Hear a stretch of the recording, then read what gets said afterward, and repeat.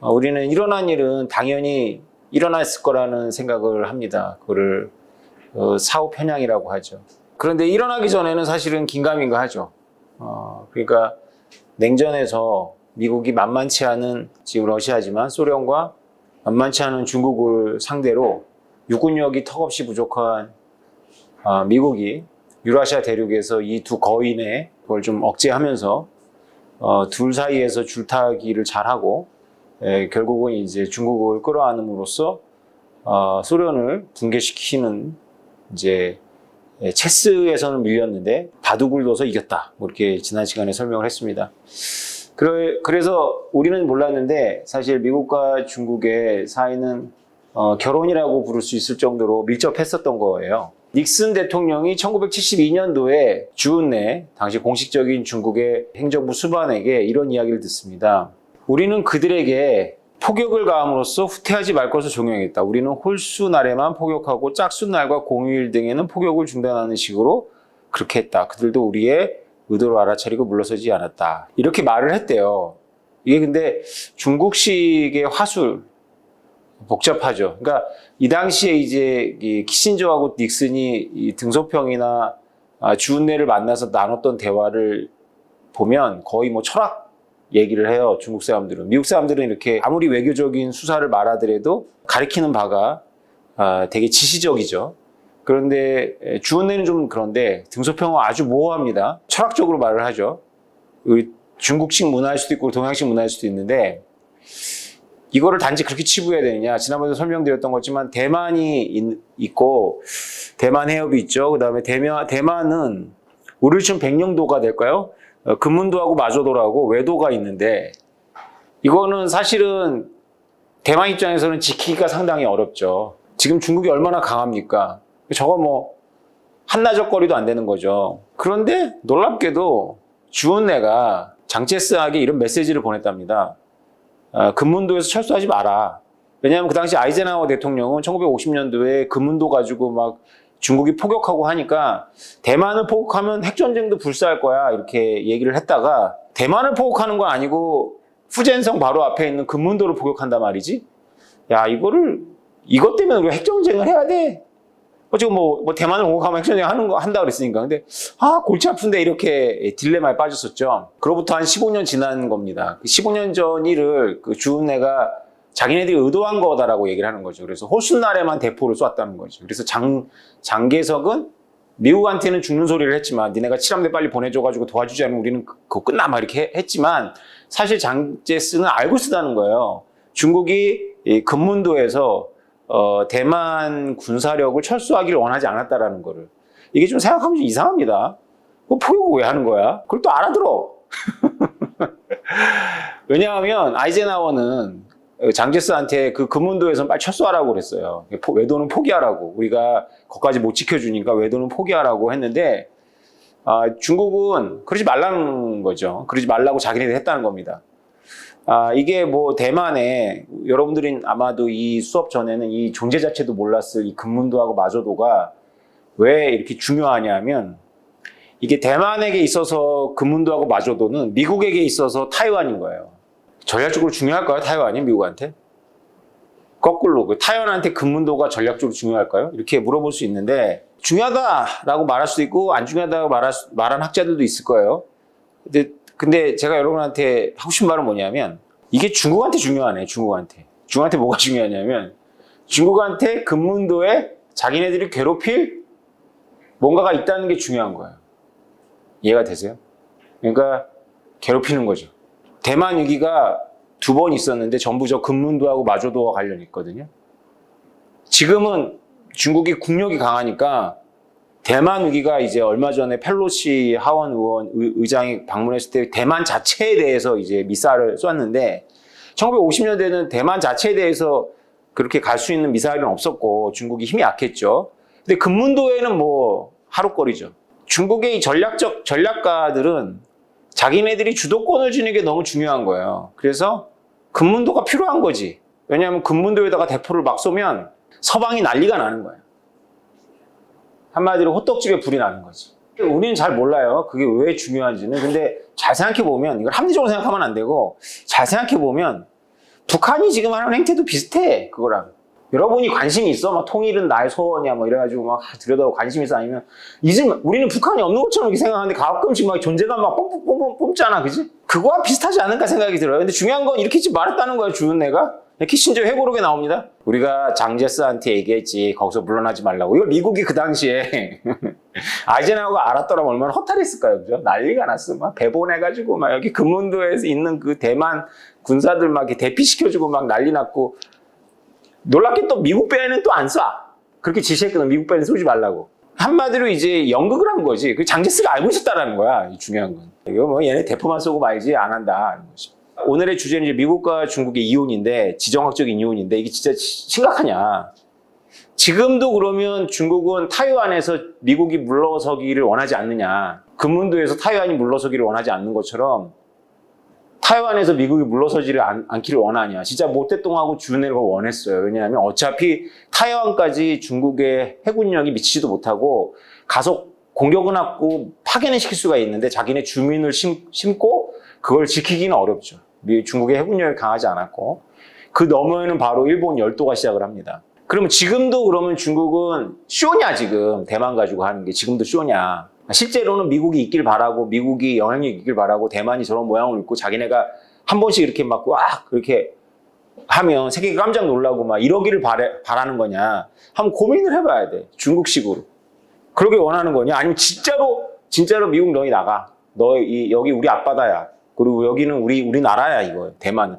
대만이 자기 나라라는 거는 중국 공산당이 본토를 접수하고 인민공화국을 선포한 이후로 한 번도 바꾸지 않은 국시죠, 국시. 대만 통일은. 대만은 중국에 있어 자기네 나라 영토입니다, 공식적으로. 미국은 언급하지 않는 거로 했었죠. 근데 대만에 군대가 있어요, 미국 군대가. 베트남전을 치를 때 병참 기지로 썼어요, 대만은. 일본에 있는 그 미국의 태평양 해병대나 이런 해군들이 일단 대만에 가서 대기하다가 이제 베트남으로 파병이 돼서 대만에 실제로 미군이 있었어요. 그런데 이거를 하면서 약속을 하죠.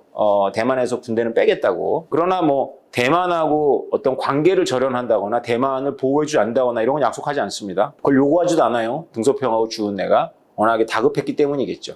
소련이 몰락했어. 그러면 이제 중국하고 미국의 공동의 적이 소련이었어. 그러니까 중국하고 미국의 공동의 적이 소련이니까 소련이 몰락했으면 체제도 다르고 문화도 다르고 다 모든 게 다른데 하나의 동맹을 유지하는 것은 이제 이유가 없어졌잖아요. 그죠? 그게 1989년, 90년, 91년도의 이야기예요. 천안문 사건 그러면 1989년도에 천안문 광장에 대학생들과 시민들이 모여가지고 한 달 이상 점거를 합니다. 굉장히 과격한 구호를 내세우는데요. 하여튼 중국은 스케일인데 저게 민간인들이 만든 거야. 난 저도 이해가 안 되는데 저렇게 거대한 거를 저 시위대가 만들어요. 어떻게 만들었는데 저게 본인들은 아니라고 주장을 하는데 미국의 자유여신상하고 상당히 유사하게 생겼어. 그러니까 중국 공산당이 아무리 개혁파들이 장악하고 있었더라도 주은혜가 총석이었어요.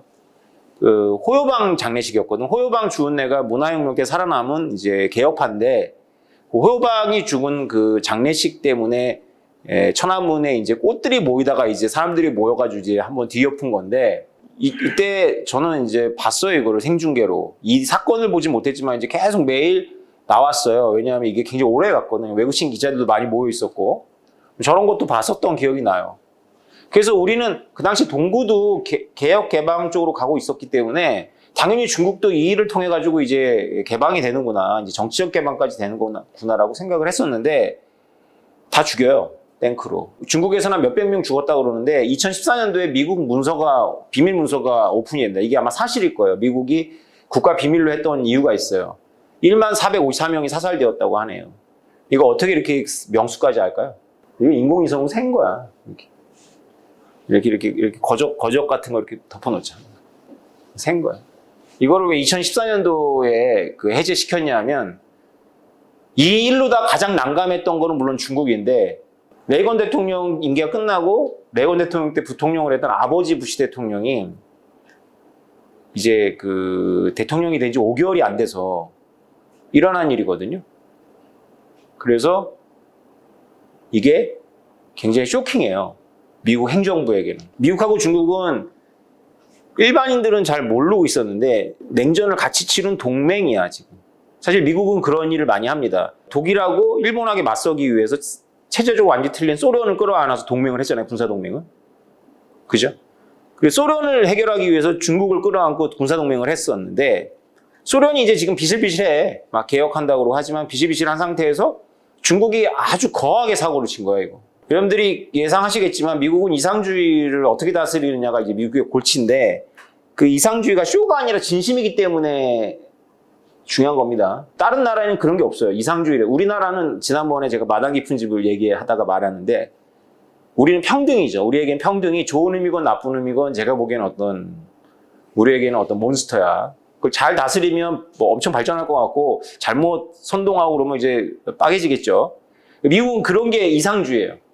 그러니까 이상주의가 가만히 있을 리가 없잖아, 이거. 아버지 부시 대통령이 이게 외교 쪽에서 커리어를 쌓은 사람이에요. 닉슨 행정부에 관여를 하는데 닉슨이 중국하고 그 외교 관계를 공식적으로 틀기까지는 아주 절차가 많이 남았죠. 베이징 연락사무소를 두는데 그게 사실 미국 대사관이죠. 그 초대 연락사무소장이 바로 이 부시였어요. 젊었을 때였죠. 이 사람이 얼마나 중국을 좋아했냐면 자전거를 타고 다니고 시민들하고 막 이렇게 길에서 만나기 위해서. 근데 만다린을 배워요, 이 아버지 부시가. 부시가 모셨던 레이건 대통령은 캘리포니아 주지사였고 철저한 반공주의자여서 사실은 중국이 상당히 껄끄러워했어요. 근데 이제 레이건이 워낙 영민한 사람이다 보니까 공산주의를 엄청 욕하는데 늘 거기에 소련을 얘기해. 소련을 구체적으로.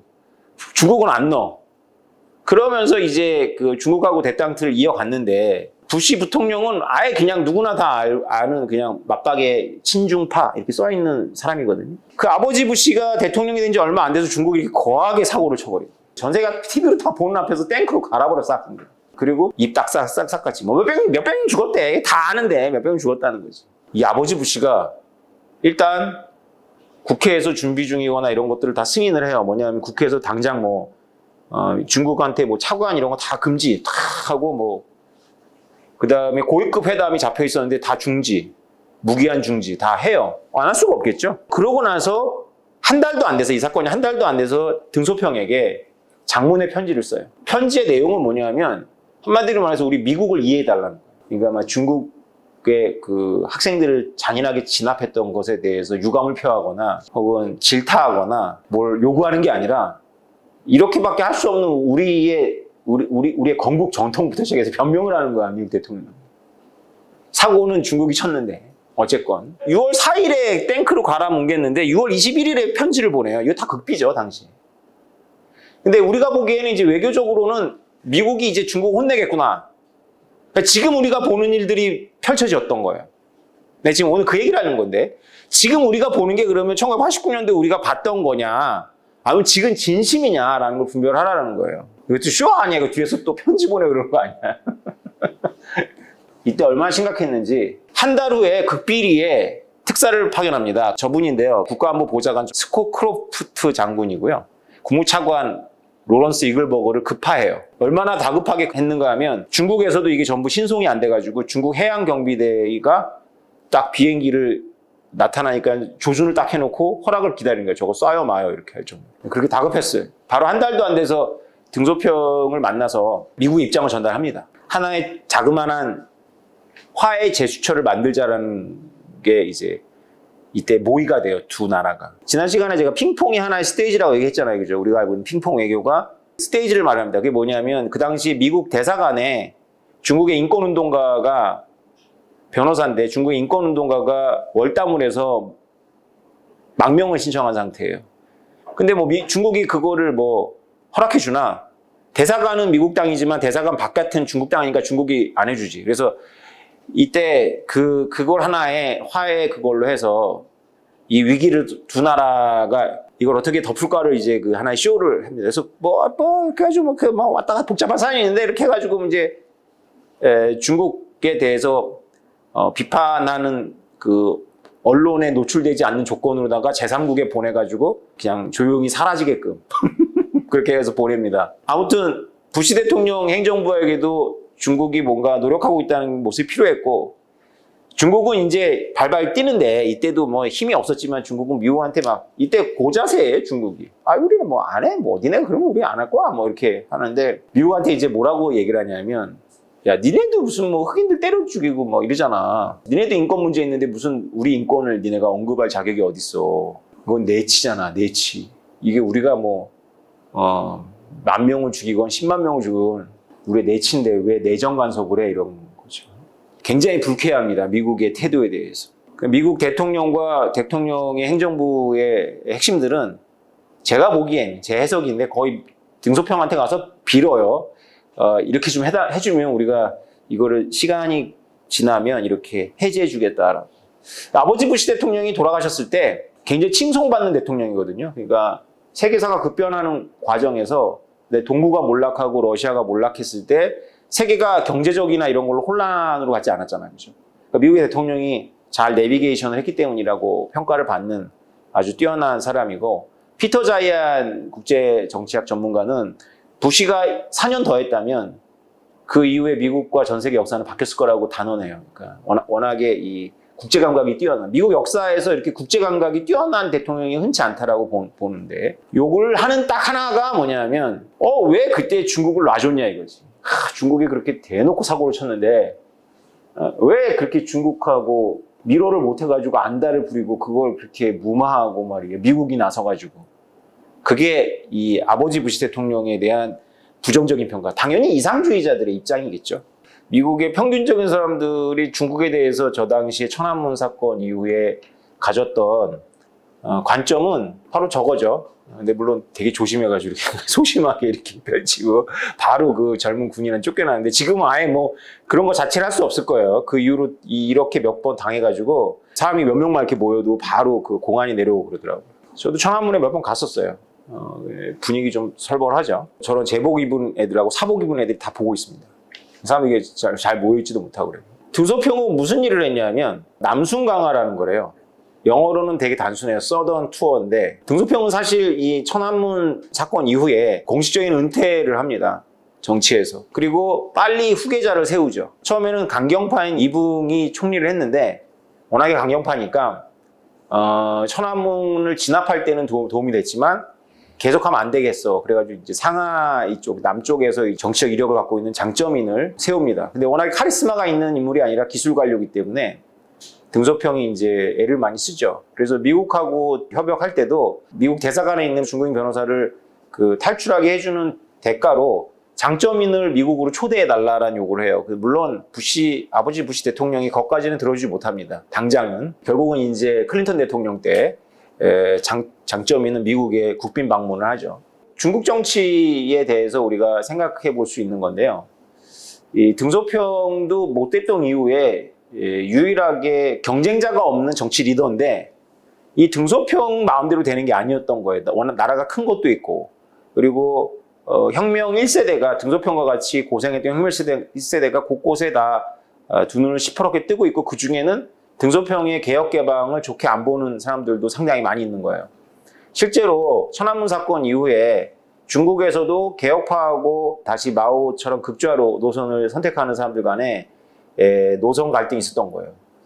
그래서 등소평이 머리를 쓰고 한 게 바로 남순강화입니다. 개혁 개방을 한 도시들을 쭉 순례하면서 연설한 거예요. 별거 아닌데. 중국에 가면 이거 상해에 갔을 때 이게 포스터 있더라고요. 이미 이 사건 이후로 한 20년이 지났는데도 이게 있더라고. 이거를 중국 언론은 보도를 안 해요. 홍콩에서 보도가 됐고, 중국 언론은 눈치 이렇게 보다가 4월 달에, 그러니까 2달 정도 지나서 보도를 시작합니다. 그리고 한번 보도를 시작하니까 완전히 이거를 이제 당에 나아갈 어떤 그런 걸로 정하죠. 이걸 끝으로 이제 완전히 이제 미디어로부터 사라져요. 그리고 이제 돌아가시는데, 등소평은 죽어요. 87살 때 한 여행입니다. 이때 굉장히 유명한 말들을 많이 남겼는데, 발전이야말로 절대적 원칙이다, 뭐 이런 말도 합니다. 그래서 내가 중국을 지켜야 되기 때문에 그것에 대해서 천안문에서 진압하라는 명령을 내렸지만, 그걸 기여로 해가지고 개혁이 실패했다라고 판단한 건 아니야. 우리는 계속 개혁 개방해야 돼. 경제 개방부터 해야지 정치 개혁까지 같이 했다가는 소련같이 된다. 소련 어떻게 되는지 봤지? 그러니까 내가 원하는 건 그건 아니야. 공산당의 확고한 지도력을 유지하는 상태에서 그래도 개혁 개방은 계속 해야 돼. 이런 거죠. 중용이죠. 중용. 등소평이 중용이에요. 조자양이나 이런 사람들은 너무 개혁개방으로 치우쳤던 거고, 이북이나 이런 사람들은 옛날로 다시 돌아가자. 마오로 돌아가자. 자본주의가 뭐냐 이렇게 됐던 거니까 이 미묘한 메시지를 이제 중국 사람들이 교육도 안 받고 이렇게 이 미묘한 걸 잘 이해할 수 있는 그런 게 아니니까 이제 몸으로 보여준 거라고 봐야 되겠죠. 그래서 서구 언론에서는 이걸 엄청 띄웁니다. 그 당시에 홍콩에서 중국도 이렇게 노력을 하지 않냐. 그러니까 좀 시간을 주자 중국에게. 그래서 천안문이라는 거한 이렇게 사고를 쳤음에도 불구하고 중국에 대해서 다들 이렇게 봐주자라는 분위기가 서구에 퍼집니다. 클린턴도 아버지 부시의 중국에 대해서 이렇게 소프트한 대처를 비판하면서 대통령이 됐거든요. 근데 클린턴도 대통령이 된 이상 이제 자신의 아젠다로만 가지고 할 수 없기 때문에 결국은 현실주의를 선회를 하죠. 그래서 지금의 중국을 만든 미국의 대통령이라고 하면 가시적으로는 클린턴입니다. 왜냐하면 클린턴 대통령 때 중국과 미국 사이에 있었던 모든 장애물들을 다 제거해줘요. 심지어는 이제 중국이 WTO에도 가입을 하죠. 중국은 우리가 알지만 WTO에서 하고 있는 환율, 지적재산권 이런 거 안 지키는 나라예요. 사실 지금도 WTO에 들어갈 수 있는 자격을 심사하면 떨어질 가능성이 되게 높아. 지금도. 근데 2001년도인가에 이거를 사인을 해주죠. 클린턴 대통령. 전격적으로 사인을 해줍니다. 많은 미국 상품과 서비스는 여전히 중국 시장에 접근이 제한되어 있습니다. 중국이 미국 시장에 자유롭고 공정하게 경쟁할 수 있는 것처럼 미국의 상품과 서비스도 중국 시장에 자유롭고 공정하게 경쟁할 수 있어야 합니다. 이게 지금의 미국의 매파라고 해야 되나요? 야, 구글 들어가냐? 야, 유튜브 들어가냐? 페이스북 들어가냐? 왜 안 되냐? 이렇게 이제 말할 수 있는 거죠. WTO라는 건 다 그거 상호 개방한다는 거 아니에요? 중국 예외죠. 중국 예외. 그만큼 중국이 미국한테 중요했나 봅니다. 아니 소련이 있을 때는 이해가 됐어. 근데 소련이 끝났는데 왜 아버지 부시하고 클린턴이 이렇게까지 했을까? 이게 아직도 약간 미스터리예요. 그러니까 뭔가 더 비밀이 해제되면 더 많은 사연이 나올 수도 있는데 이게 이제 단견이죠. 장점인이 와가지고 보잉사의 비행기를 엄청나게 주문을 합니다. 제트기를 50대를 구입한다고 가서 이렇게 선물 보따리 딱 하니까 클린턴 입이 쫙 찢어져가지고 일자리가 몇만 개다. 클린턴 같이 정치적인 감각이 뛰어난 사람들은 이렇게 우리를 혹하게 만들죠. 표면적으로는 그렇지, 표면적으로. 근데 중국 때문에 여러분 생각해요. 미국의 일자리가 늘어났겠어, 줄어들었겠어? 중국을 WTO에 가입시켜가지고 중국한테 제조업을 맡겼어. 그래서 미국의 일자리가 늘어났겠어, 더 줄어들었겠어? 줄어들었다는 거죠. 줄어들었다는 거죠. 천안문 사건이라는 거는 부시 행정부가 4년으로 단임으로 끝났기 때문에 이제 클린턴이 이어받아서 완전히 해결해 줍니다. 그래서 없었던 것처럼. 놀랍게도 부시 아버지 부시는 현실주의 대통령이에요. 아까 보셨지만 그 편지에서 인권이란 이런 이야기 안 합니다. 그런데 놀랍게도 중국과의 이 대땅들을 이어가기 때문에 미국은 외교적으로 이상주의 외교를 마음껏 할 수가 있었어요. 강대국 국제정치 비극이라는 미얼사이머 교수의 책에 보면 소련이 없음에도 불구하고 중국과의 동맹을 계속 유지하기 때문에 미국은 눈치 볼 강대국이 없고 유라시아 전쟁에 마구마구 개입을 합니다. 좋은 의미에서나 나쁜 의미에서는 1차 이라크 전쟁, 보스니아 전쟁, 코소보 전쟁, 아프가니스탄 전쟁, 이라크 전쟁, 리비아 전쟁까지 마음 놓고 합니다. 그래서 여러분들이 이제 시야에는 이것들만 강렬하게 있을 거예요. 이것만. 그래서 지금 제가 비트코인을 하면서 놀라는 거는 미국 만능론이 아주 팽배하더라고. 미국 만능론. 근데 역사나 이런 거를 지정하고 공부해보면 미국 만능론이 오히려 아니다라는 거 알거든요. 미국 얼마나 비굴해. 이런 천안문같이 그게 중국이랑 같이 어떤 나라가 그런 짓을 하면 미국의 이상주의가 놔두질 않아. 막 생존 다 들어가고 막 다 장난 아니야. 지금 러시아한테 하는 거 봐. 막 다 꽉꽉 막잖아. 막 틀어막잖아. 기업 다 빼버리고. 민간인을 준 것도 아니잖아. 전쟁한 거잖아. 근데 민간인을 탱크로 밀어버릴 때니까 인공이 셌어. 봐봐라. 1245명 죽였다, 야. 막 이러면서. 국가 비밀로 하자. 비밀로 해놓고. 중국 발표 몇백 명. 이건 걸로 그냥 넘어가는 거죠. 미국이 만능이에요? 여러분 보시기에? 여러분들이 본 미국은 이거.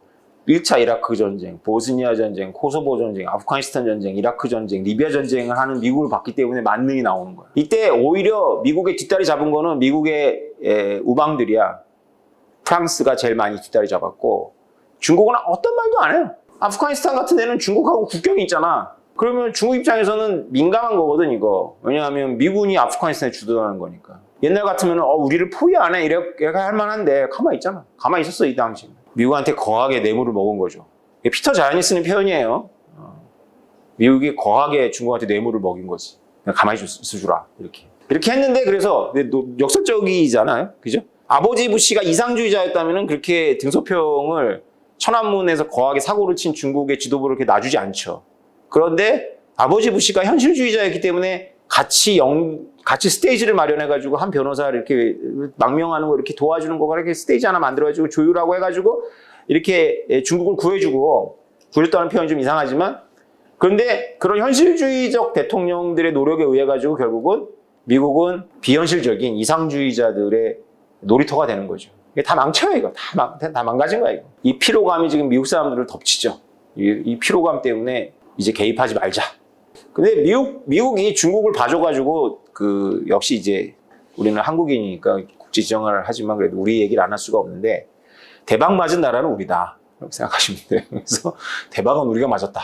중국이 WTO에 가입하고 막 이러니까 왼쪽에 있는 그래프는 여러분 다 아시겠지만 우리가 중국이 최고의 무역 파트너가 미국을 제치고 되죠. 수출 수입이 조금씩 달랐는데 어쨌거나 뭐 압도적으로 이제 됩니다. 한국이 중국한테 수출이 이렇게 증가하죠. WTO 가입 이유입니다. 근데 이것도 이제 통계를 보면 사실은 중국이라는 데를 통해서 미국의 수출이 되니까 결국은 미국이 최고의 수출 파트너가 맞아요. 이것도 내용도 뜯어보면. 이 과대평가되는 게 있어요. 왜냐하면 이게 중국의 내수 시장으로 들어간 게 아니라 중국에 가서 이게 미국으로 결국은 최종 귀착지가 소비지가 미국인 거예요. 그렇게 계산한 거면 여전히 몇 년도까지만 해도 우리가 이게 아니라 미국이 최고의 파트너예요. 우리 미국. 어쨌건 우리는 대박을 맞죠. 바로 옆에 10년 동안 두 자릿수로 성장하는 경제가 있었으니까 그것도 어마어마한. 중국 입장에서 봅시다. 우리가 무시할 만한 나라가 아니라고 여러분 보셔야 돼요.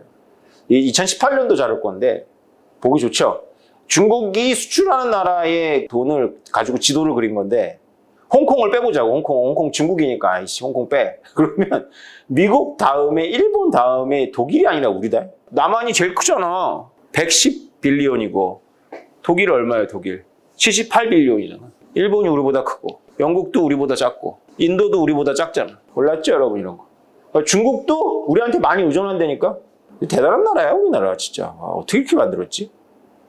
그러니까 우리가 중국이 이제 사드 한한령 얘기할 건데 중국이 우리를 이렇게 겁주잖아요. 우리 중국 무섭잖아. 우리 솔직히 중국 무섭지. 일본은 무서워해야 돼 마땅한데 일본은 하나도 안 무서워하고 한국 사람 특징이.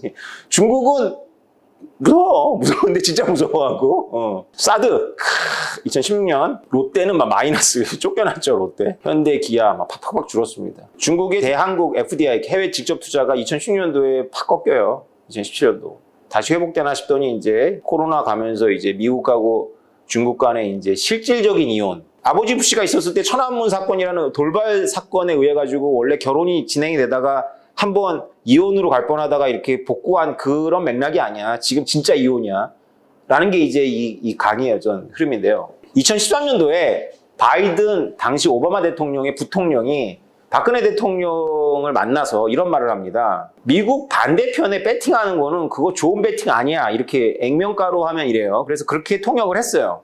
그랬더니 한국에 중국을 좋아하는 사람들이 이거 오역이라고 난리를 친 거야. 그래서 정부에서도 미국에서도 그런 의도가 아니었다고 합니다. 그래서 앞뒤 맥락을 보면 오바마 대통령의 리밸런싱이라는 아시아 정책을 강조하고 미국이 그걸 못할 것 같아? 그렇게 생각하면 그건 오산인데? 라고 번역을 해야 된다는 걸 미국 반대편 중국에 배팅을 하면 그거 오산이다 라고 통역을 해서 이게 오역 사건으로 정리가 됩니다. 이게 한국의 지식인들이 이게 문제인 거예요. 이게 오역이 아니라 이게 정확한 해석이에요. 왜냐하면 나는 영어 가지고 시비 걸 게 아니라 그의 행보를 봐야 돼. 이렇게 말을 안 해요. 외교적으로. 이렇게 말 안 하는데 이렇게 말했던 건 박근혜 대통령이 너무나 세게 친중 드라이브를 걸었어. 그걸 미국이 안 거야. 그래서 리밸런싱이라는 게 뭐냐면 오바마 대통령이 대통령을 하면서 발표한 국제 정치 아젠다인데 미국의 존재감을 유럽하고 중동에서 줄이고 중국에 있는 아시아에서 내 존재감을 내가 강화할 거야 라는 거야. 나 이제 아시아에서 안 떠나. 너희들은 이제 아시아에서 중국 말고 진짜 존재감이 뿜뿜 뿜기는 USA를 보게 될 거야 라는 게 리밸런싱이야. 그러면 그렇게 해석해도 마찬가지야. 이렇게 해석해도. 박근혜 정부한테 메시지 준 거야. 2013년도에. 요렇게만 말했어. 바이든 부통령. 나도 신문 안 본 사람인데 이 말은 너무 그때 강렬해가지고 원문을 보면서 내가 깜짝 놀랐어요. 야, 소름이 돋더라고. 아니 외교적으로 이렇게 말 안 하는데 얼마나 다급했으면 이렇게 외교적으로 부통령이 와가지고 이렇게 얘기를 하지? 우리 반대편에 배팅하는 거 안 좋은 아이디어야? 이렇게 얘기를 했어. 일본 가서 한 말이 아니야. 우리나라에 가서 한 말이야. 세게 경고를 날린 거예요. 한국 사람들의 특징이 뭐냐면 지정학에 대해 어둡다 보니까 미국하고 중국이 대땅뜨를 하는 기간에는 우리의 친중적인 태도가 아무 문제가 안 될 수도 있었어. 근데 그것도 매를 버는 거거든, 사실은. 여러분들이 보스면 알아, 보스면. 보스면 내가 봐줄 수 있어. 거래 상대방이 뭐 잘못했을 때. 그리고 나랑 경쟁 관계 있는 데를 내가 온유한 표현을 할 수 있어. 근데 내 밑에 새끼가 나보다 한 발 더 나가서 더 온유해? 내가 봐주려고 그랬어. 봐주려고 했는데 내 밑에 새끼가 더 봐주고 다녀? 그럼 어때요, 여러분? 이 새끼는 나의 뜻을 저렇게 잘하네? 이렇게 생각이 들어? 얘 선 넘네? 이런 생각이 들어. 밑에 새끼는 악역을 해줘야 되는 거거든.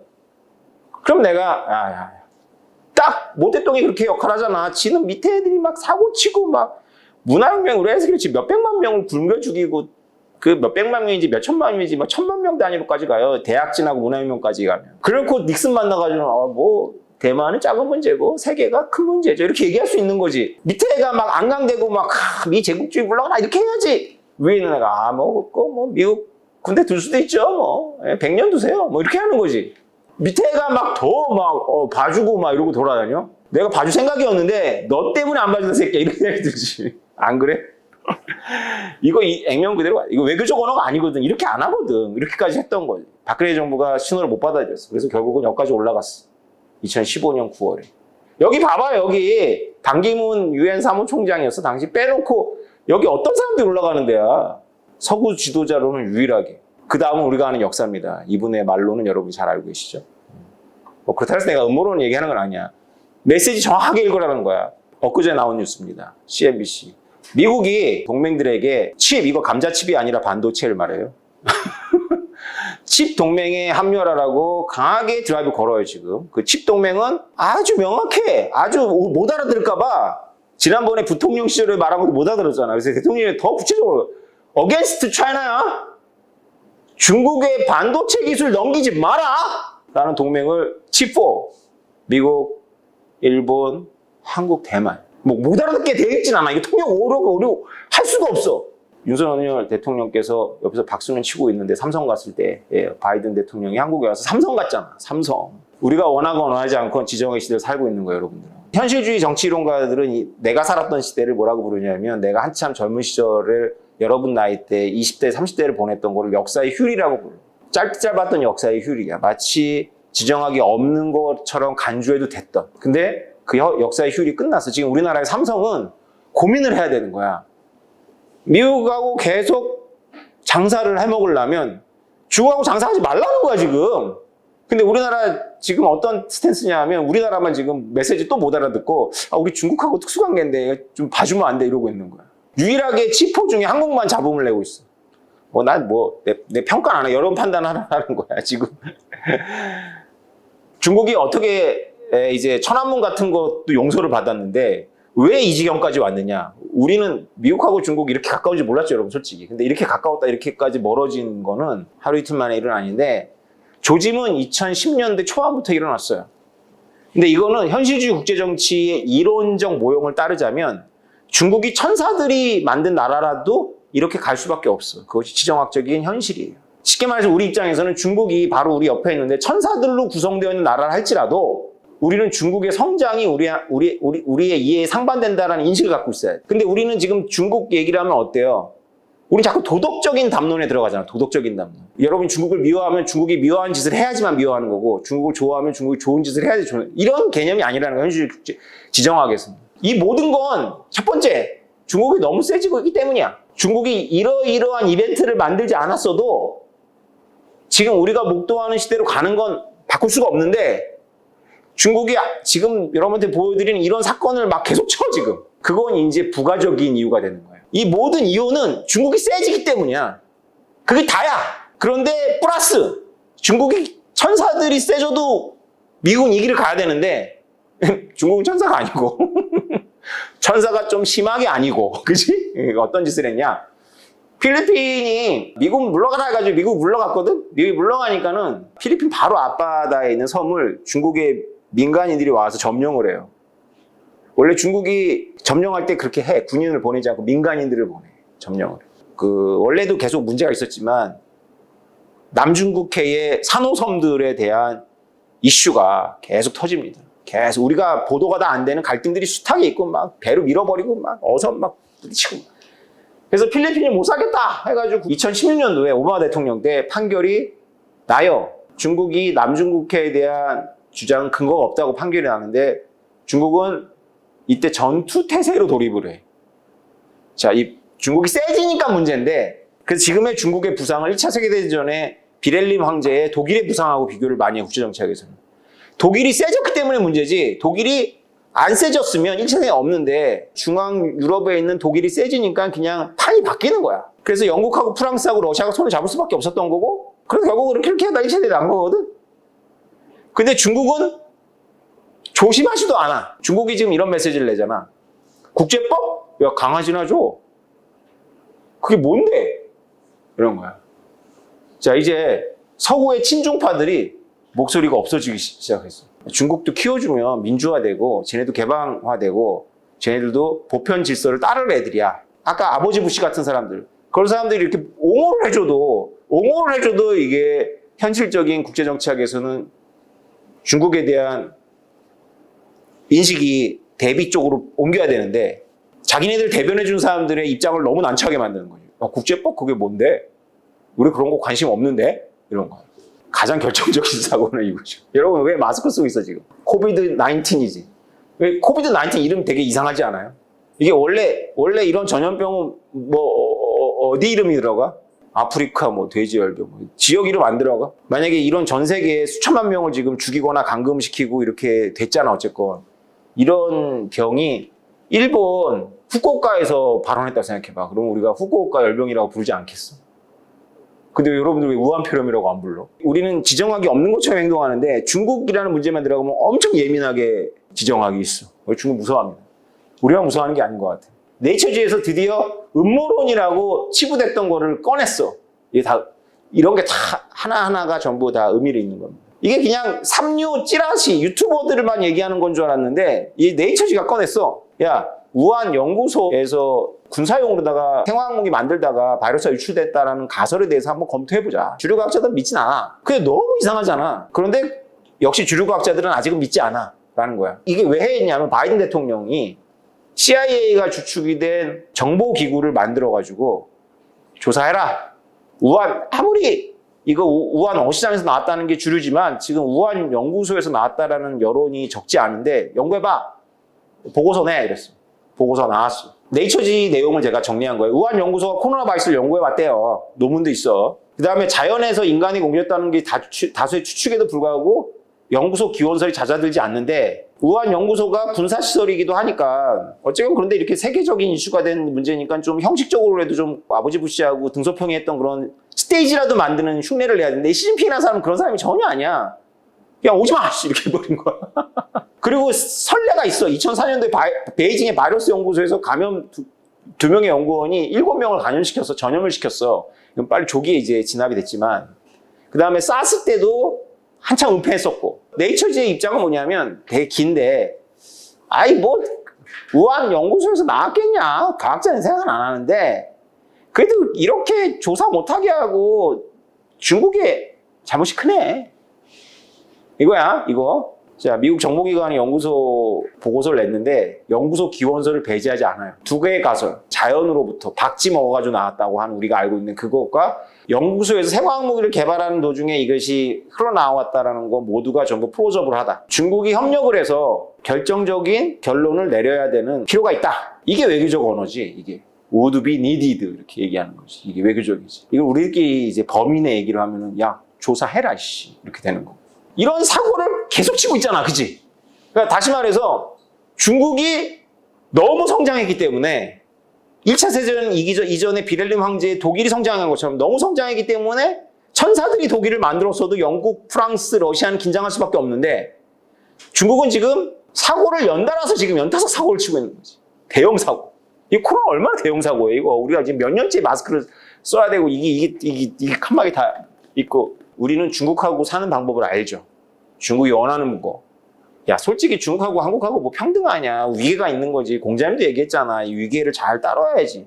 작은 나라는 큰 나라를 섬기고 신하가 왕을 섬기고 이게 우리 익숙하잖아.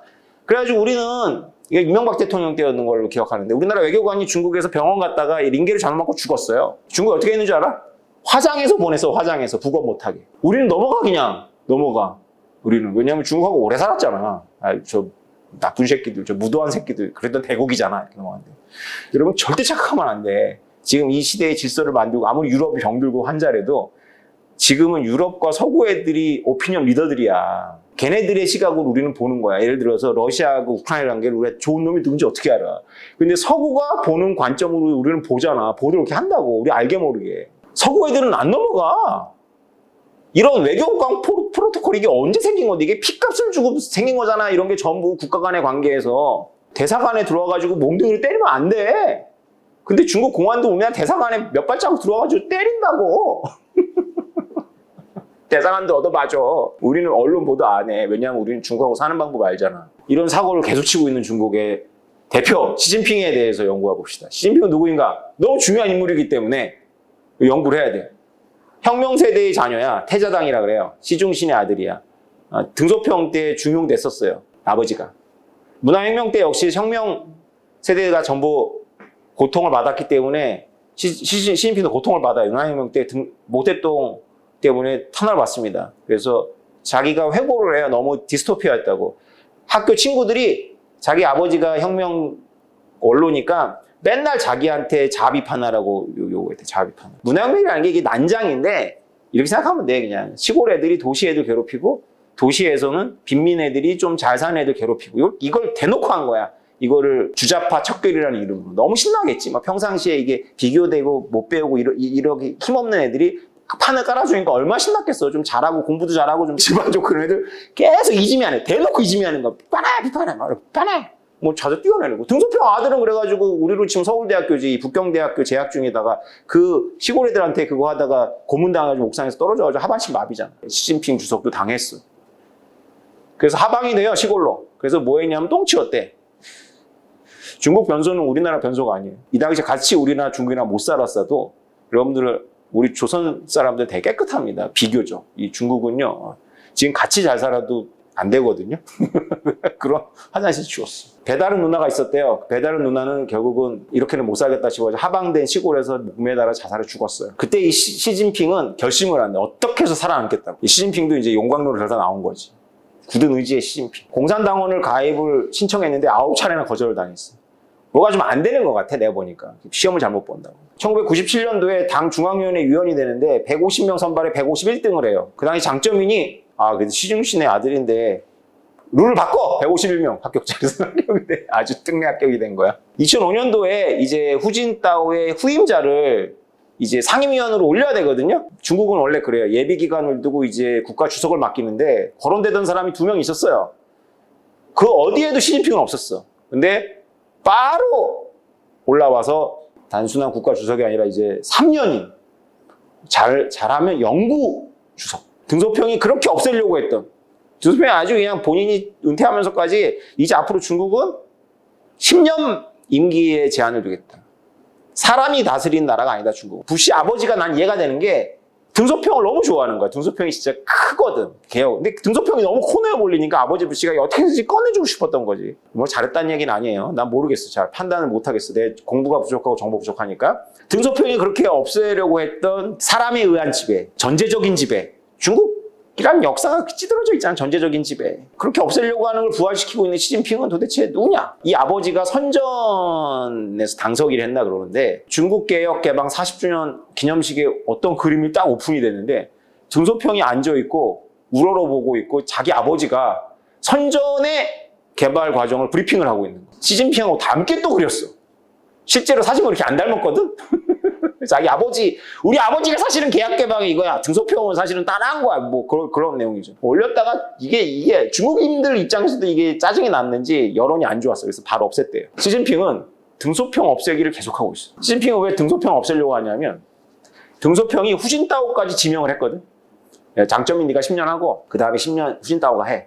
그 다음 내가 모르겠다. 그 다음은 이제 중국도 어떻게 정치가 안정되고 발전하면 어느 정도 개방되고 민주화 되겠지. 뭐 민주화까지 생각했는지 잘 모르겠어요. 근데 자기는 등소평이 지명한 인물이 아니잖아. 그리고 등소평이 정한 10년 임기류를 깨고 있잖아 지금. 종신 주석을 하려고 하잖아 지금. 그러니까 등소평 지우기를 계속하는 거야. 서점에서 개혁개방 40주년에 주인공은 등소평인데 아까 남순 강화 이런 걸 하면서 자기 후임자를 도와주고 이런 사심이 없었던 개혁개방의 어떤 그런 충실한 그런 중국의 지도자인데 서점에 그냥 싹 지워버렸대. 등소평이 없대요. 마오로 지금 가고 있어. 마오. 자기를 고통을 줬는데 마오는 시골로 내려보내고 똥 치우게 하고 참 아이러니해요. 아버지 부시 대통령이 현실주의자인데 현실주의자가 중국을 살려줘가지고 결국은 그 후예들이 마음 놓고 이상주의라는 거한 똥을 10몇 년 동안 싸질르게 한 것도 아이러니고 마오에 의해서 고통을 받고 등소평에 의해서 아버지가 복권이 됐는데 등소평을 지우고 마오를 다시 이렇게 하려고 하는 시진핑도 아이러니고 참 아이러니입니다. 아이러니. 고르바초프를 얘기 안 할 수가 없어요. 중국의 지도자 특히 시진핑한테는 고르바초프가 있어요. 여러 번 언급도 했고 얼마 전에 돌아가셨죠. 며칠 전에 돌아가셨죠. 며칠 전에. 그죠? 경제개혁하고 정치개혁을 동시에 하다가 결국은 쿠데타를 당하고 축출당하죠. 이게 지금 소련의 지도자로서는 파격적인데 모스크바 시민들하고 토론하는 거야. 이게. 시민들한테 들어가갖고 그 무시무시한 소련 서기장이 시민들하고 토론하는 모습이 방송에 됐는데 이런 모습은 멋있었지만 소련이 망한 이후로도 명사로 대접을 받고 어디든지 이렇게 명사로 대접받았지만 사실 실패했죠. 소련이라는 그 거인을 결국은 개혁 개방으로 잘 이렇게 전이시키지 못하고 주도권 잃어버리면서 이제 더 안 좋아졌지 뭐 사실은 해체됐죠. 결국은 이제 푸틴이 수습을 하고 이제 우리가 보고 있는 그 푸틴이 보이는 건데 시진핑이나 이런 중국의 지금 리더들은 중국이 러시아처럼 가면 안 된다. 시진핑이 계속 반복해서 얘기하는 게 뭐냐면 공산당이 인민의 신뢰를 얻어야 하고 공산당이 계속 지배해야 된다. 정치개혁하면 안 된다는 거지 쉽게 말하면. 그래서 중국은 대놓고 합니다 이런 걸. 사회 신용 점수죠. 소득도 보고요. 신용카드 잘 납입하는 거 이렇게 당연히 봐야 될 것들도 보고 범죄 뭐 이런 거 봅니다. 그다음에 학교 성적도 봐요. 이게 다 중앙정부가 갖고 간다는 거지. 온라인에서 활동, 댓글 이런 거 다 본다는 거예요. 중요한 게 뭐가 있냐면 중국은 세계에서 가장 많은 불법 체류자가 있거든요. 중국의 불법 체류자라는 건 외국인이 아니에요. 중국인들이 후커우를 도시 후커우를 호적을 못 받기 때문에 와서 공립학교를 못 보내 아이를. 시설 아주 후진 사립학교를 보내야 되는 건데 그걸 농국민이라는데 농국민들이 전부 중국의 저물가를 떠받치는 그 노동 세력인데 시위 같은 거 하다 노동조합 활동 같은 걸 하다면 너 시골로 돌아가 돌려보내. 그래서 이런 점수를 해가지고 이제 그 후커를 준답니다. 그래서 야 넌 이제 베이징이냐? 넌 이제 상하이냐? 넌 이제 광동이냐? 이렇게 주는 거죠. 중국의 AI 기술이 이렇게 날로 발전하고 있는데 안면 인식 기술 이런 CCTV 곳곳에 있고 막 이런 거에서 이렇게 IT 정보가 우리에게 이렇게 메타버스 같은 이렇게 우리가 생각하기에 이렇게 정말 이렇게 인간의 어떤 그런 능력의 어떤 정점으로 갈 수 있을 것 같기도 하지만 중국을 보면 오엘리안 사회라고 하거든요. 조지 오웰의 1984 같이 빅브라더가 감시하는 걸 그래서 오일리안이라고 하는데 오일리안 사회를 위해서도 IT. 그래서 기술은 참 중립적이다. 누가 어떻게 사용하느냐에 따라 다르지 이게 뭐 코로나가 아주 좋은 계기가 됐습니다. 근데 시진핑 같이 이렇게 정치적인 리더십이 있는 사람들이 자꾸 못하는 것들 중에 하나가 경제예요. 경제는 이게 자유법칙하고 비슷해서 이게 정치적으로 이게 잘 안 돼요. 1990년대 이후에 개혁 개방하고 나서 아마 처음일 텐데 중국을 뺀 동아시아 국가들에게 성장률을 추월당한다는 게 오늘자 파이낸셜 타임즈 뉴스입니다. 왜냐? 중국 지금 완전히 코로나 봉쇄잖아, 봉쇄. 그래서 2020년, 2021년만 해도 어떤 책들이 나왔냐면 야, 이제 서구형 모델이 아니라 동아시아 모델이다. 이 한국도 너무 방역 잘하고 중국 봐라, 중국. 이거 엄청 이럴 때는 이게 필요하다. 국가가 탁 나서가지고 탁 하고. 근데 지금은 그렇게 얘기 잘 안 해요. 왜냐하면 중국이 지금 아직도 봉쇄를 하고 있기 때문에. 중국이 성장률이 우리보다 낮을 가능성이 높다는 건 놀라운 거죠. 우리만이 아니라 이제 뭐 일본, 우리 여러 포함한 것 같은데. 밑에 파란 게 중국을 뺀 동아시아하고 빨간 게 중국인데 이제 만나는 거예요. 교차할 것 같아. 봉쇄 정책을 계속하면. 제로 코로나. 우리나라는 오늘 신문인가 보니까 국민 중에 97%가 항체가 형성됐더라고요. 여러분 이거 사실 의미가 없어. 우리 97%가 항체면 뭐 여기 다 항체 있는 거예요. 이걸 제로 코로나를 하려니까 사회가 돌아가겠어요? 시진핑은 왜 이렇게 정권을 오래 잡고 있느냐? 어떻게 인기를 하고 인기 좋습니다. 시진핑. 우리의 관점이라고 보면 안 돼요. 그냥 중국인들은 아직 시진핑을 바꿀 생각이 없는 거예요. 너무 좋아. 왜냐하면 시진핑이 반부패 캠페인을 벌였거든요. 이게 지금 그래프는 뭐냐면 매년 시진핑이 때려잡은 고위 공무원들입니다. 그러니까 어느 나라든지 이 잘 나가는 사람들 때려잡으면 대중은 좋아해. 등소평은 뭘 만들려고 했던 거냐면 공산당의 전횡을 막기 위해서 관료들을 키웠어요. 그래서 등소평이 다 중용한 사람들은 기술 관료들이거든. 그러니까 전문가가 공산당, 정치인들을 제어하는 거예요. 어느 정도 정치인들과 전문가들이 있으면 어느 정도 힘을 전문가들한테 실려해가지고 사회를 선진하겠다는 게 등소평의 생각이었는데 시진핑이 그걸 다시 당의 지배로 바꾸고 있어요. 당의 지배로. 그래서 그 당이 계속 인민의 존경을 받기 위해서는 깨끗해야 된다. 그래서 반북 캠페인을 벌이는 겁니다. 이거 자체는 비판할 게 없죠. 하버드 대학교의 왕유아라고 중국계 교수는 이렇게 해석을 합니다. 2000년 동안에 49개의 왕조국을 분석했더니 황제들이 직면한 가장 큰 위험은 내치의 위기나 외침이 아니다. 권력을 뒷받치는 바로 그 귀족 관문들이 황제 위험이다. 기원전 211년부터 셌대요.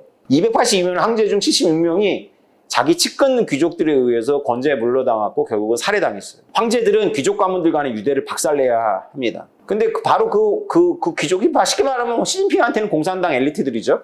바로 그들이 나의 권력을 뒷받침해 주는 거 아니에요. 내가 아무리 권력이 있어도 내가 혼자 떠들면 그걸 실행하는 애가 아무도 없으면 아까 그렇게 딱 미국 의원들이 와가지고 천안문에서 딱 펴졌을 때 그 젊은 딱 눈이 살아있잖아. 딱 와가지고 하지 말라고 막 하고 막 그 기자들 막 이런 애들 있어야 돼. 지금 그걸 믿는 애들 열혈로 이런 게 위에서부터 아래까지 있어야지만 이 권력이 행사되는 거지. 권력자 혼자 무슨 뭐 할 수 없는 거잖아. 근데 놀랍게도 그들을 약화시켜야 되는 이 딜레마를 해결해야 되는 거야. 오래 하려면. 시진핑은 공산당 엘리트들이 자신을 지켜줄 만큼 강해야 하지만 자신의 지배에 저항할 만큼 강력하게 만들면 안 되는 과제를 안고 있는 거야. 이런 관점에서 이제 시진핑의 행보를 보면 이제 조금 보이는 맥락이 있다는 거지. 이런 민간 영역에도 당의 통제를 강화했어요. 이거는 아주 오래됐습니다. 2012년 시진핑이 등장하고 나서 바로 시작된 것 같아요. 그래서 대학 연구소들도 지금 오늘자 파이널타임즈를 내가 보니까 중국이 지금 어디까지 갔냐면 대학에다가 미국이나 서구 애들하고 같이 코워크하지 말라고 계속 한대요. 공동論 쓰지 말라고. 이거 퇴보지 이러면 이거 심각한 건데 대학의 연구소 폐쇄하고 막 합니다. 좀 삐딱하게 뭐 경제특히 연구소 같은데 이게 시진핑 경제 정책에 대해서 중국이 지금 선진국이 한참 먼 거에 통계를 믿을 수가 없거든. 통계를. 중국이 이런 분위기에서 정확한 통계가 나오고 있어요? 중국인들이 미국에서 박사를 받으면 90%가 미국에 남는답니다. 미국에서 연구하고 공부하고 중국인도 또 인구가 많아서 그렇지만 또 재능이 특출하잖아. 중국 사람 되게 뛰어나거든. 미국의 어떤 인적 자원이 되는데 미국도 중국이 세지니까 이제 비자를 만료시켜요. 그래서 연구 끝나면 돌아가거나 이제 대학원에서 박사과정을 못 가거나 많은 비일비재하게 생깁니다. 지금. 그래서 지금 이 진짜 이혼이 맞는 게 이게 1989년도에 천안문하고 다른 게 그때는 위에서는 이혼하는 것처럼 보이는데 밑에서는 어떻게든지 이거를 이 관계를 유지하려고 발버둥 쳤잖아. 지금은 자료를 찾으면 그냥 밑에서 다 끊어놔. 미국이건 중국이건. 미국도 공화당하고 민주당의 시각차가 거의 없답니다. 중국에 대해서. 밑에서부터 중국 연구원들 지금 비자 안 주고 미국에서는 중국에서는 미국 학자들과 뭐 공동 연구 이런 거 다 못. 중국이 한 나라가 아니잖아. 세계 2위의 경제 국가고 우리가 세계 경제나 이런 걸 예측하려면 어떻게든 중국의 현지인하고 코워크를 해야 된다고. 중국이 뭐 북한이나 라오스 정도 되면 빼고 해도 큰 통계가 차이가 안 나는데 전 세계 2위를 하는 나라를 어떻게 통계해서 빼? 그럼 코워크를 해야 되잖아. 근데 중국이 못하게 한다는 거야. 반론도 있습니다. 중국은 큰 기업들이 보통 민간 기업이 아니라 스테이트 오운이라 그래가지고 공기업인데 시진핑 이후에 계속 민간 기업의 비중이 늘어났다. 근데 이 그래프를 왜 여러 번 보여드리냐면 그것도 있지만은 진짜 중국은 공기업의 비중이 엄청나죠. 포춘지가 글로벌 500대 기업의 랭킹에서 수익으로다가 쭉 내세우면은 2004년도에 전부 공기업이었던 거야. 2006년도까지. 민간 기업들도 중국이 직접 대놓고는 안 하지만 지금 많이 자르고 있습니다. 그러니까 갑자기 막 이렇게 스타 기업인들이 특히 IT 쪽에서 많이 물러나잖아요. 그죠? 시진핑의 아젠다는 뭐냐면 중국은 선거하진 않지만 그래도 중국도 유권자를 의식하겠죠. 정치가라면 당연히. 보이지 않는 유권자죠. 투표하지 않습니다. 그렇게 표현을 해요. 유권자라고. 불평등을 다스리겠다. 공동부유를 내세웠습니다. 중국은 불평등한 나라죠. 상위 1%의 가구가 전체부의 30% 차지하고 하위 25% 전체부의 1% 차지합니다. 진위 계수는 족탈 분급의 1위예요. 전 세계. 아무튼 뭐 이런 나라니까 공동부유를 해가지고 조금 부를 더 분배하겠다라는 아젠다를 지도자가 내세우는 게 너무 자연스러운 거지. 너무 자연스럽고 이거는 비판할 게 전혀 아니야. 이렇게 해야 돼. 문제는 뭐냐면 그걸 하는 방법이 뻔한 방법을 쓰고 있다는 것이 문제예요. 뻔한 방법. 어떻게 할까요? 부자를 때려잡는 걸 쓰고 있어. 자, 2억 명의 농공민이 공공복지 접근하지 못하는데 아까 이 농공민은 불체자입니다. 불체자. 그러니까 중국인이지만 불법 체류자야. 도시에 있는데 호적이 도시가 아니야. 공공서비스 접근이 안 됩니다. 30만 명의 미만의 도시에서는 후코를 줄 수 있다라고 이제 바꿨어요. 대도시에서는 아까 말했던 사회 신용 점수를 기반으로 후코를 부여하려고 해요. 이 색깔이 바로 중국의 지역 간의 소득 격차를 이제 한눈으로 보여주는 건데요. 해안이 확실히 잘 살죠. 중앙으로 가면 이제 애매하고, 그 다음에 중국에는 훨씬 더 많은 오지가 있습니다. 저기 북쪽에 우리랑 관련 있는 포롱장, 우리가 간도라고 부르는 데 아니에요. 질린, 라오잉 이런 데는 아주 낮아요. 그 다음에 저쪽 신장, 티베트 여기는 단지 낮은 게 아니라 그냥 여기는 사람 취급 못 받죠. 중국 입장에서는 사실은 우리가 자꾸 무시하지만 이건 정복의 관계죠. 여기서는. 이게 바로 중국이 처한 현실 속에서 시진핑 주석이 3년임 종신 주석을 바라보면서 도중에 그만두기도 애매한 게 푸틴하고 마찬가지예요. 후진타오 같은 경우는 그냥 지금도 공적인 활동을 안 하지만 살아서 이렇게 하는데 지금 시진핑 같은 사람이 이렇게 엘리트들을 그렇게 많이 감옥에 보내고 투청했는데 권력을 놓으면 편하지 않을 거 아니야. 푸틴은 뭐 그러고. 그래서 이런 게임은 한번 이렇게 시작을 하면 진짜 끝까지 가야 돼. 그러니까 이제 그렇게 하기 위해서 헤쳐나가야 될 아젠다가 이런 거라는 거죠. 그래서 중국은 이미 컸기 때문에 전 세계에 엄청난 압력을 주고 있는데 그 중국이 천사들로 이루어졌어도 지정하게 판을 바꾸기 때문에 서구 세계가 뭉쳐가지고 뭔가 조치를 취해야 되는데 중국은 천사들이 아니고 당연히 아니고 더군다나 엄청나게 많은 인권과 불평등과 오염은 오늘 뺐는데 문제들을 갖고 있어서 그리고 계속 거기서 사고를 치고 있기 때문에 지금 중국하고 서구의 갈등 구조는 저거는 진짜일 가능성이 되게 높다. 1972년도에 만들어진 중국과 미국의 화해 분위기가 50년을 가서 반대로 배팅했던 사람들 다 처벌했거든요. 에이, 중국하고 미국하고 임시지. 중국 결정에 발전 못해. 이랬던 비관론자들이 전부 중국이라는 엄청나게 커질 때 다 소외됐어. 무슨 말 하고 싶냐면 미국과 중국과의 관계가 지금 이렇게 세팅이 되면 이게 또 20, 30년 가는 건데 이게 뭐 1년, 2년 이렇게 끝내는 게 아니란 말이지. 중국같이 거대한 공룡을 다스리려면 이게 1년에 가지고 될 일이 아니거든요. 10년, 20년 보면서 하는 건데 이때는 또 지금 지난 중국몽을 꿨던 그런 생각으로 이렇게 배팅하면 또 다 작살나는 거지. 그 신문을 보더라도 우리나라 기업들은 고급 정보가 있으니까 그렇게 행동하거든요. 뭐 다 나오잖아 지금. 그걸 보더라도 여러분들 이렇게 생각하면서 보시고 우리가 중요한 이제 화폐 시스템은 다음 시간은 유럽 얘기를 좀 해야 될 것 같고 우리가 공부했던 걸 다시 이제 쭉 훑으면서 다시 보게 될 거예요. 비트코인이 중요하다. 결론은 이 강의는 15강인데 이제 5강까지밖에 못했지만 15강 다 끝나면 비트코인을 사야 되는구나 이런 결론이 나온다. 여러분 오늘 수고 많았어요. 여러분 다음 주에 봬요. 감사합니다.